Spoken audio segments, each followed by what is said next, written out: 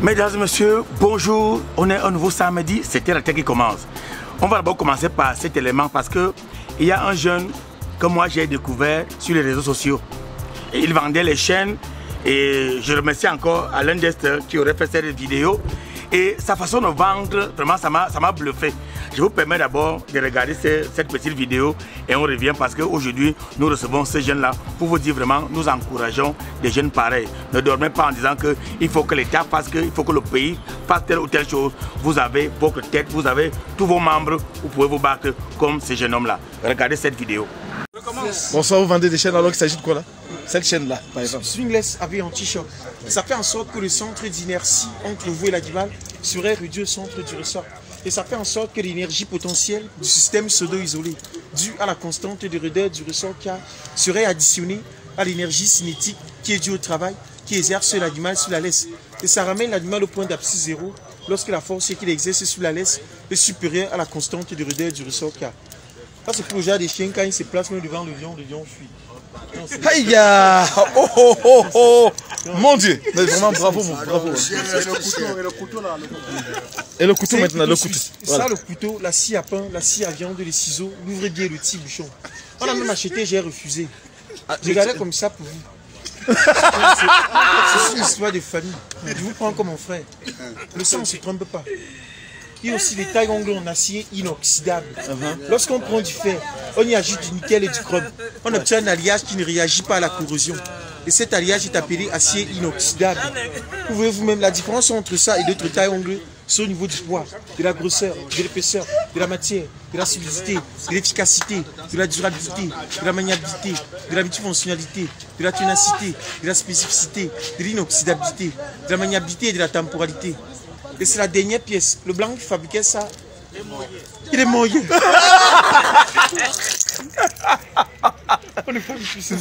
Seigneur. C'est qui l'a dit avant de mourir? C'est pas possible. C'est combien ça?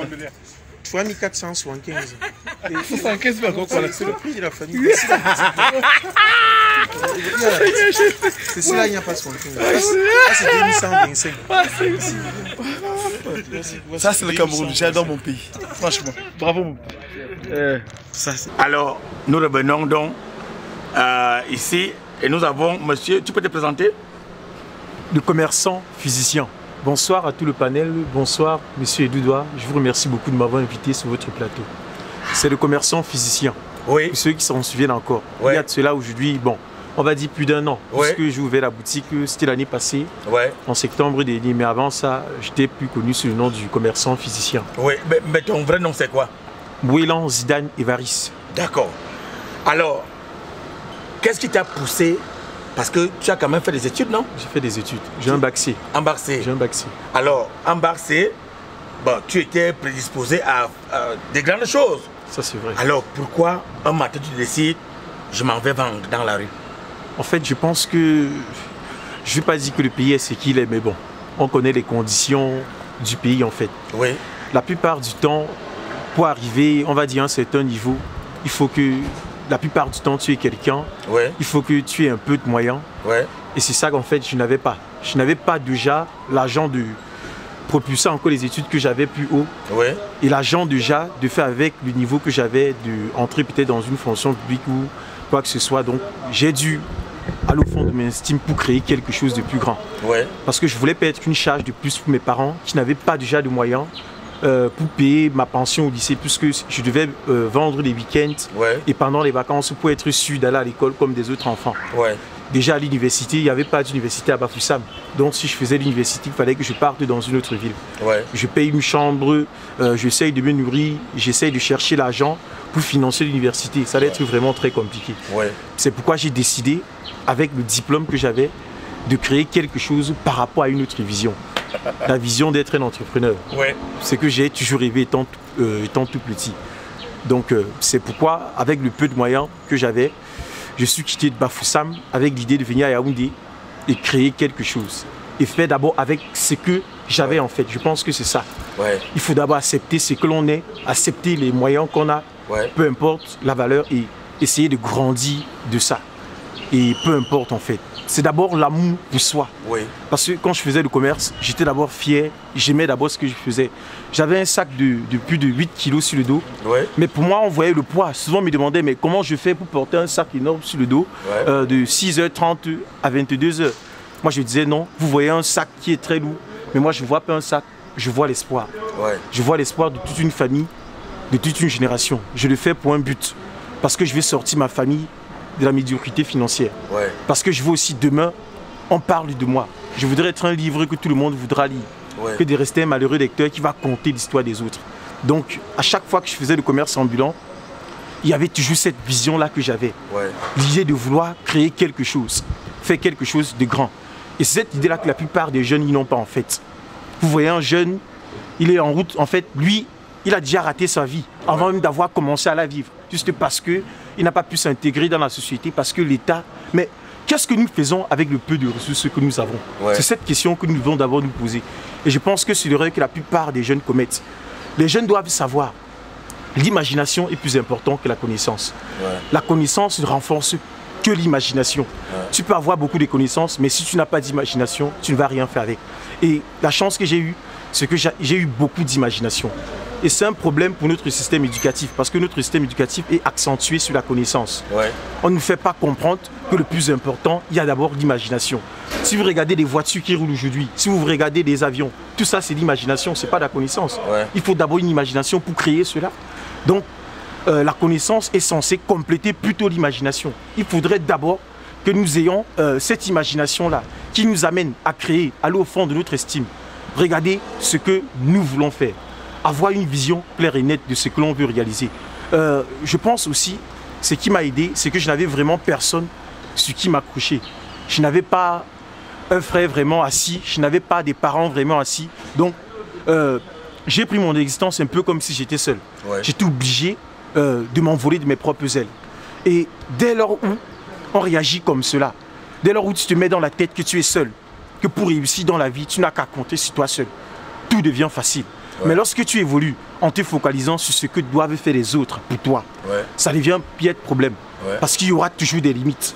Mais quand tu fais cela, tu te focalises sur toi, sur des ressources que tu as. Tu t'assois un instant, tu réfléchis. Qu'est-ce que je vais faire pour améliorer mon quotidien? Qu'est-ce que je vais faire pour créer quelque chose de plus grand? C'est en ce moment que tu réalises, en fait, que tu es plus fort que ce que toi-même tu crois. Et c'est exactement cette vision-là que j'ai eue. C'est cette idée-là que j'ai eue. Et je dois vous avouer, ça n'a pas été simultané en fait. Ça vient du fait que lorsque je quittais le Bafoussam, mon père, lui, il avait ramassé les économies qu'il avait. Il avait à peu près 200 000 francs. Il m'a donné cela, il a dit, mon fils, vas-y et deviens quelqu'un et reviens demain nous sauver. Et lorsque j'arrive à Yaoundé, je me fais arnaquer. Je paie les 200 000 que j'avais. Je n'avais plus rien comme capital en fait. J'ai été obligé de tout recommencer à zéro. Je ne pouvais pas redire à mon père que le peu qu'il m'a donné, tous les ressources qu'il avait en fait, je me suis fait arnaquer, je n'avais plus rien. Il fallait que je remette cet argent-là à sa place. C'est ça en fait qui m'a poussé à me battre, bête et ongle. Parce que si je disais à mon père que je m'étais fait arnaquer, j'allais rentrer automatiquement sur Bafoussam. Et si je rentrais sur Bafoussam, j'allais être un perdant. J'allais être encore plus bas même que quand j'ai quitté Bafoussam. C'est pourquoi j'ai dû faire semblant, comme si tout allait bien, et commencer à créer, commencer à aller au fond de mon estime. Je me levais maintenant le matin à 6h30, j'ai rentré à 22h, parce que j'avais un but à atteindre. Maintenant, chaque matin, quand je me levais, j'avais une idée derrière la tête. Je ne sortais pas pour vendre comme d'autres commerçants, mais je sortais pour un but. Et je pense que c'est ça la différence entre un grand commerçant et un petit commerçant. Vous allez voir, il y a deux commerçants qui vendent la même chose, mais un commerçant, lui, va toujours faire des chiffres plus que l'autre. Ce n'est pas vraiment de la sorcellerie, ce n'est pas un mythe. C'est d'abord la croyance, c'est qu'on a dans la tête. Pendant que l'autre commerçant, lui, sort, il se voit vendre à 10 personnes. L'autre, lorsqu'il sort le matin, il se voit vendre à 100, il y a 200 personnes. Ça dépend d'abord de nos croyances. C'est nous qui fixons nos propres limites. Et à ce moment-là, je n'avais plus de limites à me fixer. Et lorsque je me suis engagé comme ça, je me suis dit, je ne peux pas continuer comme ça. Je me suis remise en question. Je me suis demandé, qu'est-ce qui n'allait pas? Pourquoi est-ce que j'étais comme ça? Pourquoi ma famille était comme ça? Je me suis posé toutes ces questions. Et j'ai compris en réalité qu'il fallait que je fasse quelque chose de différent. J'ai compris que pour avoir quelque chose qu'on n'a jamais eu, on doit faire quelque chose qu'on n'a jamais fait. Et c'est exactement. J'ai regardé d'autres commerçants ambulants, d'autres qui vendaient la même chose que moi. Je me suis dit, il faut que j'apporte ma touche personnelle. Parce que, monsieur Douda, pour vous dire vrai, je suis un peu quelqu'un d'assez philosophique. Parce que moi, nous savons tous qu'il y a un Dieu. Il y a un Dieu créateur du ciel et de la terre, et il existe. Des fois, je reste et je me demande, aujourd'hui, demain, je ne sais pas quand je vais mourir en fait. Si j'arrive au ciel et je regarde le Dieu Tout-Puissant devant moi, qu'est-ce qui va venir de moi? Parce que ce qui est beau à savoir en fait, c'est qu'il est sur au ciel, il y a un tableau sur lequel Dieu a écrit mon nom, il a écrit quand je suis né, et il a écrit toute mon histoire. Alors je meurs, j'arrive au ciel, je vois sur ce tableau écrit mon nom, Bouélan Zidane Évariste, né le 16 septembre 2000, à Bacham. Je regarde ce tableau et je constate que j'aurais dû être un très grand entrepreneur, que j'étais censé être l'un des hommes les plus riches du Cameroun, que j'étais censé être un homme très puissant. Et je regarde ma situation, je me rends compte que je n'ai rien foutu durant toute ma vie, parce que je croyais que quelqu'un d'autre allait le faire à ma place. Et je pense que c'est ce que les jeunes commettent en fait. Ils croient que s'ils ne font rien pour changer les situations, ça va s'accomplir comme par magie pour eux. Moi, j'aimerais être celui-là. Je veux me battre. Je veux tellement me battre. Je veux me battre. En fait, je vais dire quoi? Au-dessus de mon moyen, de telle sorte que demain, lorsque j'arriverai au ciel, Dieu le Tout-Puissant va me regarder et va dire, petit, je sais tout. Mais ce que tu es devenu aujourd'hui, je n'avais pas prévu. C'est ce que je vais faire. Je vais me battre à surpasser le destin, à surpasser ma destinée, donner le meilleur de moi. Faire tout ce que je peux faire pour changer ma situation et celle de ma famille. Et je pense en réalité que c'est ça la vie. Monsieur Douda, je pense que nous, à nous seuls, nous pouvons changer le monde. Nous pouvons changer le monde entier. Même si vous ne le savez pas. Vous à votre niveau, moi également à mon niveau. Vous êtes ce que vous êtes avec les moyens que vous avez. Vous êtes le meilleur en votre domaine. Et moi, je vais être aussi le meilleur dans mon domaine. Je n'ai pas l'art que vous avez. Vous n'avez pas l'art que moi j'ai. Mais je sais de quoi je suis capable en fait. Je pense que c'est ce que les jeunes doivent faire. Vous devez juste aller au fond de vous-même. Vous ne pouvez pas être doué partout. Ça, c'est inédictable. Ça, c'est sûr. Mais vous devez chercher votre potentiel. Posez-vous cette question. Posez-vous à vous-même en fait. Demandez-vous, si vous étiez sûr de ne pas échouer, qu'est-ce que vous allez faire? Si vous étiez sûr en fait que l'échec n'existait pas. Je pense que c'est la question que chacun doit se poser durant sa vie.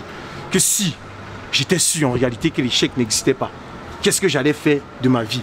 C'est en ce moment-là, en réalité, que tu vois quelle est vraiment ta destinée. Que tu vois ce que tu es vraiment censé faire de ta vie. Et c'est ce que la plupart des gens n'ont pas. Lorsque je parlais de changer le monde, je ne parle pas de changer vraiment à l'échelle, je ne sais pas en fait.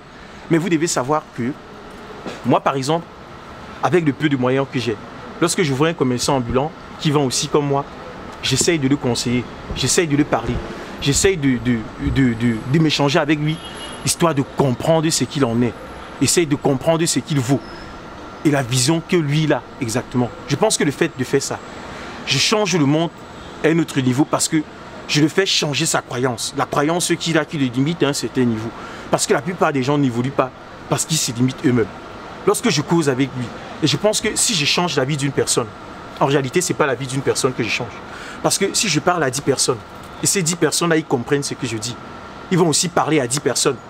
Mais lorsque vous changez la vie d'une personne, monsieur Douda, vous devez savoir que ce n'est pas sa vie que vous changez. Vous changez aussi la vie de ses enfants.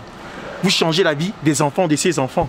En réalité, vous êtes en train de changer la vie de toute une génération. En réalité, si quelqu'un est en train de traverser la route là maintenant, la voiture est censée l'écraser, et vous lui faites un signe, et par chance la voiture ne l'écrase pas, vous n'avez pas sauvé une vie. Mais en réalité, si vous regardez bien, vous avez sauvé ses enfants. Parce que s'il mourait, il ne devait pas avoir d'enfants. Mais vous avez sauvé ses enfants. Grâce à vous, ses enfants vont naître. Grâce à vous, les enfants de ses enfants vont naître. Ainsi de suite, ainsi de suite. Et peut-être parmi ses enfants ou les enfants de ses enfants, quelqu'un sera président. Donc vous voyez qu'en quelque sorte, en le sauvant la vie, vous avez sauvé l'humanité. Parce que rien ne sera plus comme avant, grâce juste à l'acte que vous avez causé. Aussi banal soit-il, aussi simple soit-il. C'est pourquoi on dit souvent, les événements sont synchronisés. Vous pouvez faire quelque chose aujourd'hui, pour vous ça allait banal, mais les résultats donnent dans 10 ans, peut-être après votre mort. Juste parce qu'il aurait transmis quelque chose qui va servir à ses fils, qui va aussi se transmettre. Je pense que ainsi va la vie. On peut reprendre l'interview maintenant? Parce que là, c'est la première fois où je viens pour une interview, mais je pense que je serais venu avec un stylo, avec un cahier. Il devait être en train de prendre seulement des notes. Ça c'est juste que bon. Félicitations, parce que vraiment, je suis fier de t'écouter. Alors maintenant, lorsque tu prends les 200 000 francs du vieux, ça veut dire que le vieux, au départ, lui-même, il faisait quoi? Est-ce que tu n'es pas devenu commerçant parce que déjà, tu avais ça dans tes gènes? Ça, c'est vrai. Ouais. Mon papa, lui, il est commerçant.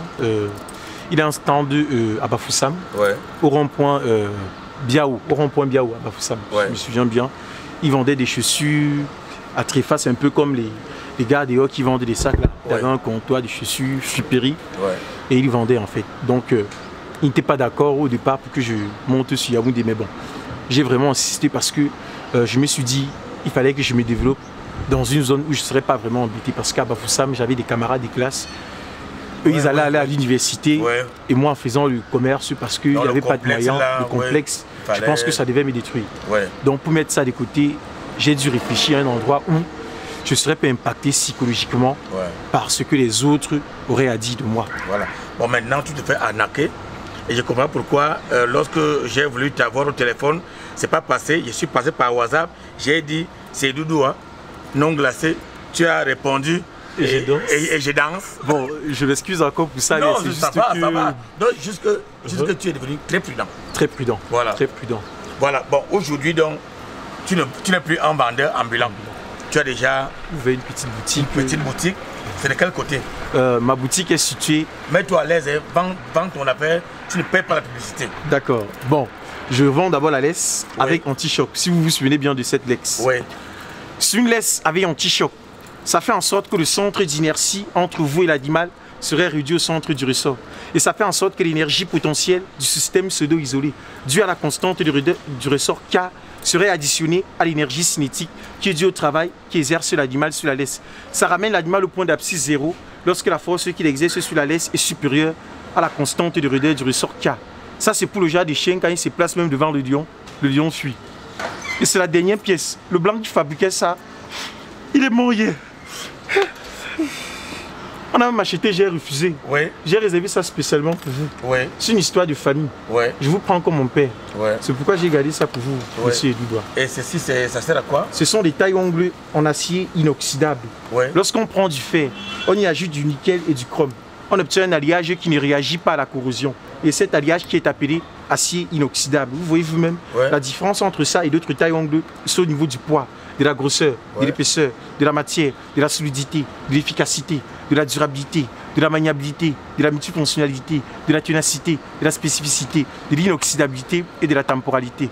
Et c'est la dernière pièce. Le blanc qui fabriquait ça, même chose. Il est mort hier.